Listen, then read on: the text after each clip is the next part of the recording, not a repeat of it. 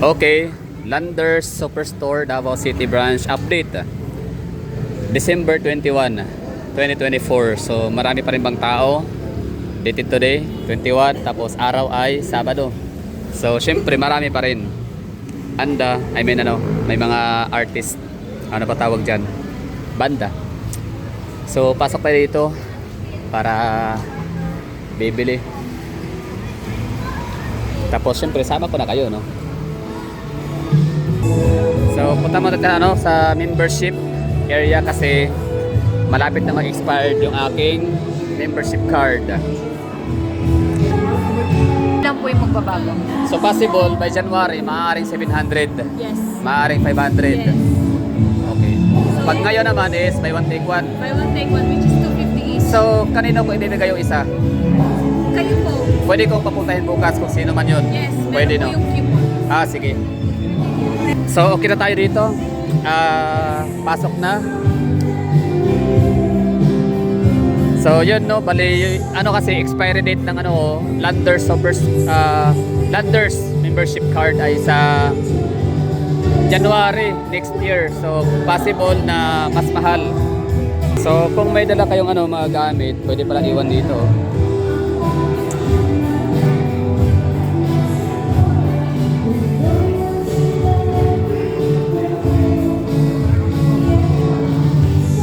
Okay. So yung dito, yan na nga, membership card ay January expiry yung sa akin. Ngayon, para ma-avail ko pa rin yung buy one take one, paparegister na tayo ulit ngayon, no? Magsa-sign up na tayo. So yun, no, puntahan natin yung diretso na.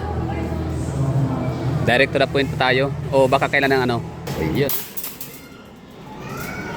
Yan, laki ng pushcart. So ito na yung ating bibilhin pala dito. So sana meron pa, no.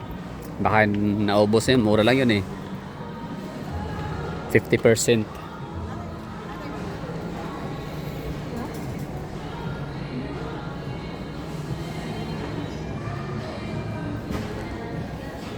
Wala na yung buy one take one.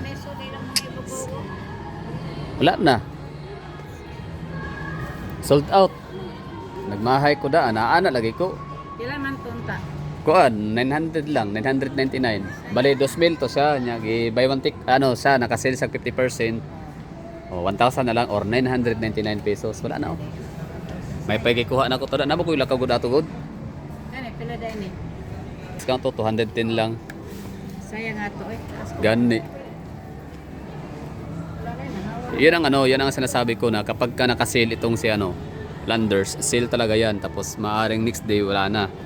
Balik sila sa normal price. Hindi sila yung typical na kagaya ba ng iba na nagsisale sila dahil patapon. Dahil pa-expired na yung yung mga materialis. Kumbaga 3 years na nakatambak. Kaya sinail.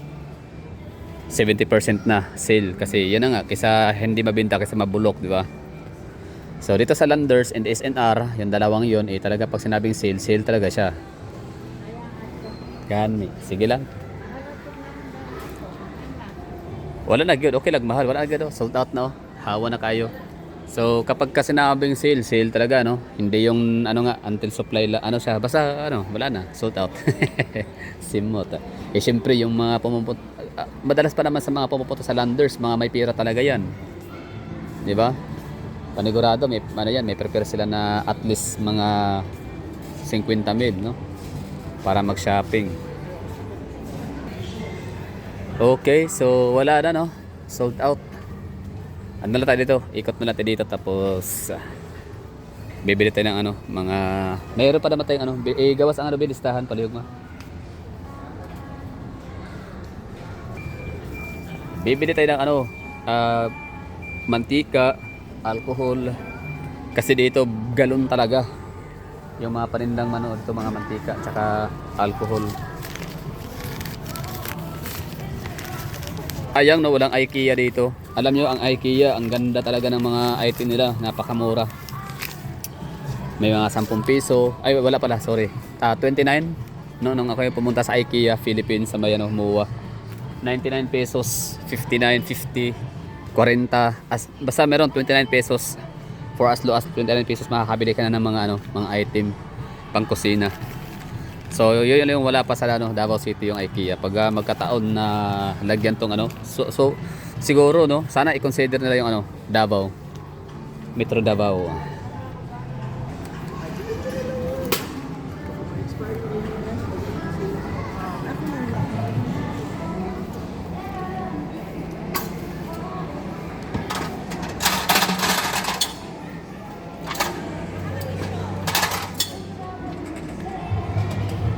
Landers. May nagtanong pala kung meron ba daw mabibili dito na tagwa 100 pesos. Meron. Actually, hindi umabot ng hindi umabot ng 100 pesos. Wala. So, magkano ba yung Coca-Cola? 63 pesos. Yung 1.5 liters na Coke. Diba? Akas maka-American, maka-Europe or maka-Western. Which is yun naman talaga yung ang tawag na ito. Parang yun yung parang pattern. Doon nagmula, Diba? Ano bang mga membership shopping sa ibang bansa? Sa Western part of the world. Diba? Costco. Ano pa? Costco lang alam ko eh. So, fired ang mga ganitong mga tindahan sa Pilipinas. Landers and Designer. So, naka-pattern siya sa ibang bansa.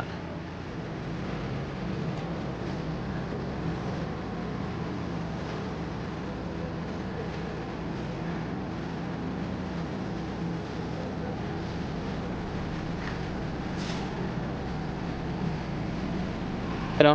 64 1.5 liter ng mga Coca-Cola products. Ang Pepsi 62, mas mura.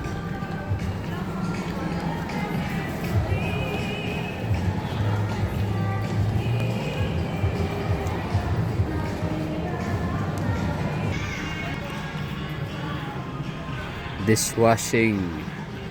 Diba? Hanap tayo Hanap tayo buy one take one tayo.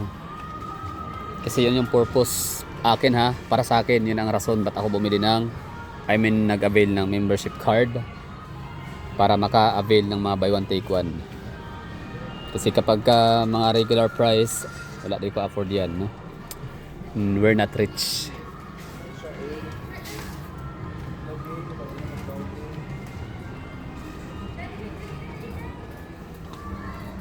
Kayo, ano bang rason ba't kayo nagpa-member ng Landership card? Let me know in the comment box.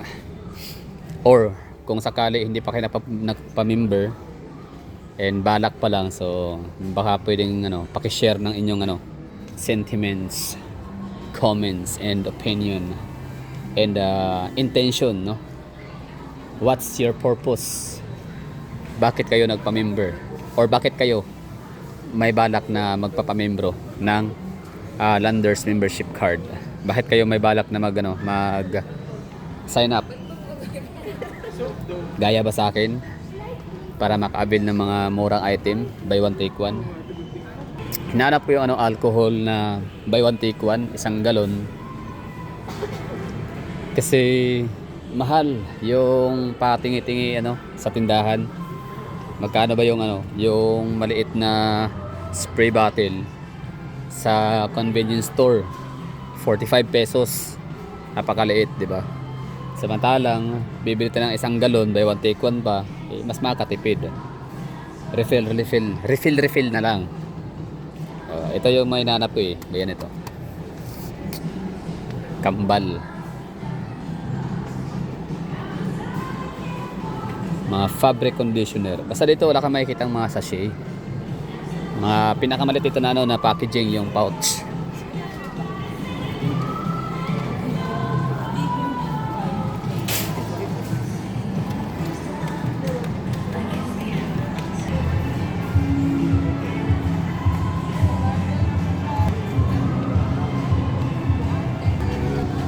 Mga shampoo dito. Talagang dambuhala. Ito, Listerine, mouthwash. Makasave ka ng $3. Listerine. Toothbrush. Oral-B.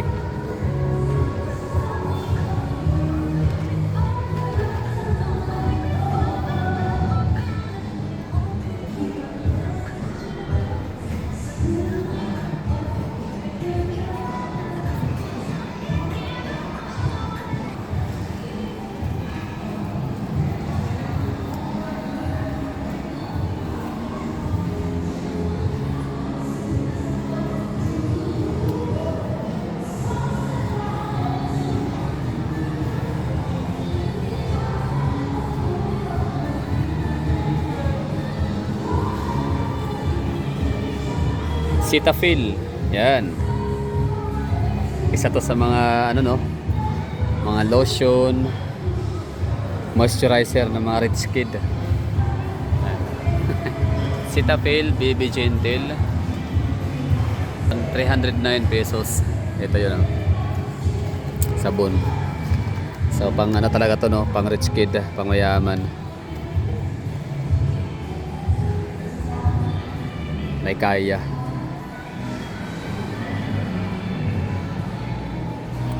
Cetaphil, mga rich kid. So meron ditong ano, alcohol, hindi siya naka-sale kaya pass. Okay na no. So maraming thank you sa mga nanonood diyan. So bali failure tayo for today's video kasi hindi nga natin nabili yung yung stand fan. So okay na. Maraming thank you sa panonood. Sana ay nagustuhan.